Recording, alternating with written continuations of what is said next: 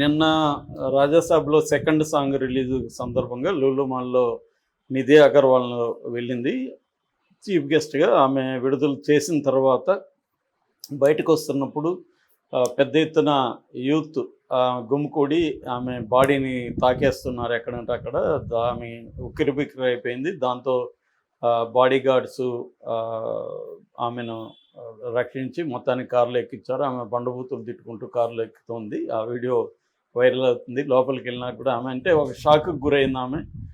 ఇలా ఆమెకు ఇంతమంది ఒక్కసారిగా మీద పడి తాకేస్తూ ఉంటే భయం కూడా అయ్యుంటుంది. ఏం జరిగిపోతుందని. ఎప్పుడైనా జనంలో ఎవరు ఆమె అని కాదు, మనం ఇరుక్కున్నాం, మనకు భయం వేస్తుంది ఫస్టు. ఏమి ఊపిరాడదు, ఒక గందరగోళం పరిస్థితి ఏర్పడుతుంది. ఇంకా స్త్రీలకైతే వాళ్ళని ఎక్కడంటే అక్కడ తాకేయడం అవన్నీ చేస్తారు. అది మోర్ ఎంబరాసింగ్. అది అప్పటి ఇన్సిడెంటే కాదు, అది దాని తర్వాత చాలా కాలం అది వెన్నాడుతూ ఉంటుంది. అది ఒక కంపరంలాగా వెన్నాడుతూ ఉంటుంది. మనకన్నా ఇంత మనల్ని మగవాళ్ళు ఒక్కోసారి మనల్ని ఎక్కడైనా బస్సుల్లో లేకపోతే ఎక్కడైనా క్రౌడెడ్ ప్లేస్లో ఉన్నప్పుడు చాలామంది తాకుతూ నెట్టుతూ వెళ్తుంటారు వాళ్ళు. అలాంటప్పుడు కూడా చాలా చిరాకేస్తుంది. ఆ చిరాకు అనేది కొన్ని రోజుల పాటు వెంటాడుతుంటుంది. స్త్రీలకైతే ఇంకా దారుణంగా ఉంటుంది.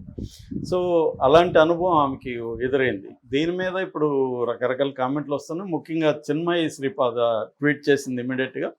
అదేంటంటే హైనాల్లాగా మగాళ్ళు కాదు వీళ్ళు మురగాళ్ళు, హైనాల్లాగా వెంటబడ్డారు. హైనాని అవమానించడం ఎందుకు? ఈ చెత్త మైండ్ ఉన్న వాళ్ళందరినీ ఒక దగ్గరకు చేరిస్తే ఇలాగే బిహేవ్ చేస్తారు. వీళ్ళనంతా దేవుడు వేరే ప్లానెట్కి తీసుకెళ్ళి అక్కడ పడేస్తే బాగుంటుంది ఇవన్నీ చెప్పింది. ఆమె ఆగ్రహం ఇమీడియట్గా ఒక రియాక్షన్లో ఉండే ఆగ్రహంగా మనం అర్థం చేసుకోవచ్చు. అంతకంటే దానికి ఇదేం లేదు. బట్ ఎప్పుడైనా కూడా ఒక సంఘటన జరిగినప్పుడు దాన్ని రియలిస్టిక్గా అనలైజ్ చేయడం ఇంపార్టెంట్. ఎందుకు అనలైజ్ చేయాలంటే పునరావృతం కాకుండా వాటిని ఎట్లా ప్రెడిక్ట్ చేసి మనం ప్రివెంట్ చేయాలి అనేది ఇంపార్టెంట్. ఎప్పుడైనా కూడా మనం ఏ సంఘటన జరిగినా కూడా దాన్ని అలా అర్థం చేసుకోవాలి తప్ప ఇది మానవ స్వభావానికి సంబంధించో లేకపోతే మగవాళ్ళందరూ ఇంతే అనడం వల్ల మారేదేం లేదు. ఎలా మారుస్తావు నువ్వు? మగవాళ్ళందరినీ పోయి చిన్మయి మార్చగలదా? లేకపోతే ఆమె అన్నట్టుగా దేవుడు ఏమన్నా ప్లానెట్కి తీసుకెళ్తాడా? అదేం జరగదు కదా.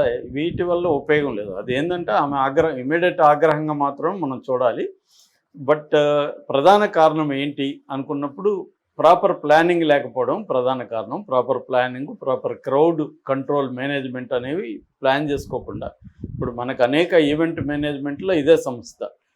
చాలా ఈవెంట్ మేనేజ్ చేసే సంస్థలు చాలా జాగ్రత్తలు తీసుకుంటారు వాళ్ళు. క్రౌడ్ మేనేజ్మెంట్ అనేది వెరీ ఇంపార్టెంట్. దానికి అట్మోస్ట్ ఇంపార్టెంట్ ఇస్తారు. పోలీసులు కూడా దానికి చాలా ఇంపార్టెన్స్ ఇచ్చేస్తారు. మనకు ఆ మధ్య బిగ్ బాస్ అప్పుడు కూడా ఫైనల్ జరిగినప్పుడు కూడా ఇదే సమస్య జరిగింది. అప్పుడు ప్రాపర్ క్రౌడ్ లేకపోవడం, వీళ్ళు పోలీసులు చెప్పినా కూడా అతను ఎవరు ప్రవీణ, అతను పల్లవి ప్రశాంత్ ఇలాంటి వాళ్ళు బయటకు వచ్చేయడం ఊరేగింపుగా, దానివల్ల చాలా గోల జరిగింది. క్రౌడ్ అలాగే ఉంటారు. అభిమానులు ముఖ్యంగానే సినిమా అభిమానులు ఐక్యూ లెవెల్స్ తక్కువ ఉంటాయి, వాళ్ళకి వైలెన్స్ ఎక్కువ ఉంటుంది. వాళ్ళని తయారు చేసింది వీళ్ళే కదా, హీరోలే కదా తయారు చేసింది వాళ్ళని. హీరోలు సినిమా ఇండస్ట్రీ ఫ్యాన్స్ని తయారు చేసి ఇప్పుడు మళ్ళీ ఫ్యాన్స్ని వ్యతిరేకిస్తేలాగా. అంటే మీకు క్రౌడ్ కావాలి, మీకు పబ్లిసిటీ కావాలి, మీకు ఫ్యాన్స్ కావాలి, ఫ్యాన్స్ అసోసియేషన్ కావాలి, కానీ వాళ్ళు మీరు చెప్పినట్టు వినాలి. అంటే ఎలా కుదురుతుంది? నువ్వు ఒక వైల్డ్ యానిమల్ని తయారు చేసి ఆ వైల్డ్ యానిమల్ నా కంట్రోల్లో ఉండాలి, నేను చెప్పినట్టు వినాలంటే కుదరదు. వైల్డ్ యానిమల్ దాని ప్రకారం అది బిహేవ్ చేస్తుంది. క్రియేట్ చేయకముందు అవన్నీ ఆలోచించాలి. కాబట్టి ఇది ఓన్లీ మగవాళ్ళని తిట్టి లాభం లేదు. ఫ్యాన్స్ వాళ్ళని ఎందుకు అలా తయారు చేశారు, ఒక ఉన్మాదాన్ని ఎందుకు క్రియేట్ చేశారు అనేది ఇది బ్రాడర్ ఇష్యూ.